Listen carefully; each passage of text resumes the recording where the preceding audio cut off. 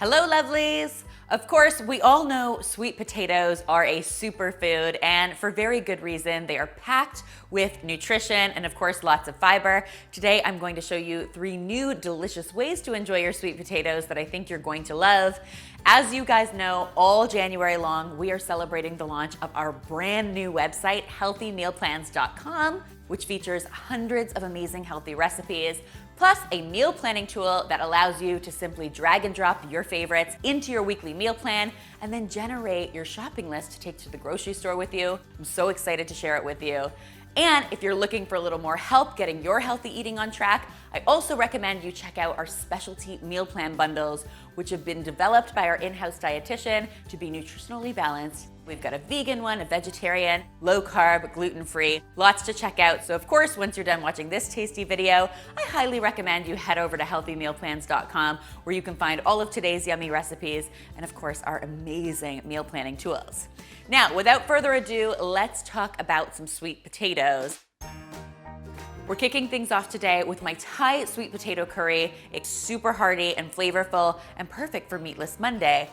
I'm starting with a nice big skillet on the stove. To that, I'm going to add a little bit of coconut oil and just let my coconut oil melt down. Once my coconut oil is melted, I'll go ahead and add some onion to the pan. We'll cook that onion until it's nice and soft. Then we'll go ahead and add even more flavor with some garlic and some ginger. We'll let that cook up for 30 seconds. And then we're going to add our super important ingredient, Thai green curry paste, which can usually be found in the international aisle at most supermarkets. I always recommend checking the ingredient list on your curry paste because sometimes they contain things like fish sauce, which of course is not vegan. So always important to read those labels carefully. I just like to let my curry paste heat up for 30 seconds or so. Just helps to really bring out the flavors. Then it's time to get our sweet potatoes in the pan. I've got 2 sweet potatoes headed into my skillet that I've peeled and diced, and I'm going to top those off with some vegetable broth and some light coconut milk. Now, of course, you always have the option to use full-fat coconut milk in this recipe, but since it's the new year and healthy eating is top of mind, I always like to trim the calories where I can. After about 10 or 15 minutes, your sweet potatoes will become nice and tender and start to break down. And that means it is time to add the rest of your deliciousness to this curry. Now, for some added protein and fiber, I am going with some chickpeas here. And then I'm also going to pile in some kale. So a dish like this is the perfect place to hide veggies. And I'm just gonna stir these in and let them cook away for another 2 to 3 minutes. The good news is, because we're using canned chickpeas, which are already cooked, this heats up in no time. Of course, this is a great time to hit this dish with some salt and some pepper, and we're going to finish it off with some freshly chopped cilantro. I like serving this curry over rice with a little bit of lime and cilantro for some added freshness. And there you have it, a 30-minute meal you will absolutely love. So much flavor, so little effort, am I right? Next, guys, I've got something a little bit different for you. I am making some Southwestern sweet potato toast. If you're not familiar with sweet potato toast, it's been all the rage online for the last few years. The idea is that instead of using bread for your toast, you actually use sweet potato. I just arrange my sweet potato slices on a parchment-lined baking sheet and then bake them at 375 degrees Fahrenheit until they're nice and tender, which typically takes between 20 and 25 minutes. Now, I have heard of some people in the world doing this in the toaster, but I have never tried this for myself. I'm a little skeptical about how that works, but if you have tried it, let me know how it went in the comment section. I'm very, very curious to know. Of course, once your sweet potato toast is ready, there are a million ways to doll it up, but I really like this protein-packed Southwestern version that I'm going to show you. All I've done is topped it with some guacamole, store-bought or homemade, both will definitely do.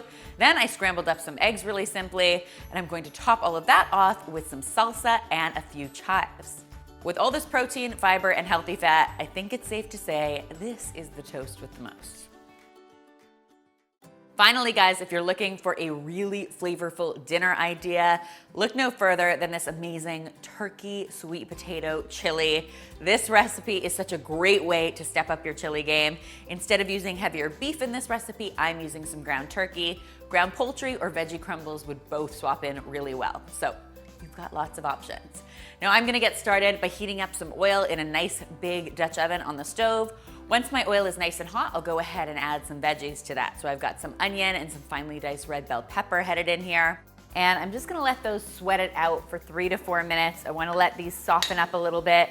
The onion will become nice and translucent, the red pepper will soften, and then we can add our garlic to the mix. Once that garlic's nice and fragrant, you can go ahead and get your ground turkey into the pot. I'm going to cook my turkey until it is no longer pink. Then I'm gonna get my spice on because this is chili after all. So I've got lots of chili powder headed into the pot with a little garlic powder and ground cumin. I like to heat my spices up just for a minute or so to let them get even more flavorful. And then it's time to pile in the fiber because we could all use a little more fiber in our diet. Am I right? I've got some red kidney beans as well as some black beans. I just rinse them and drain them. I'm also going to be adding my star ingredient, my sweet potato. As you can see, I have peeled it and diced it, and I'm just gonna give this all a good stir quickly.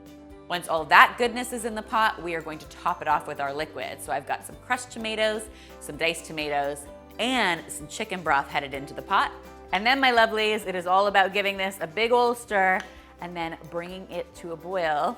Once it's reached a boil, we simply have to reduce our heat to medium-low, pop a lid on, and let it just simmer away and do its magical chili thing.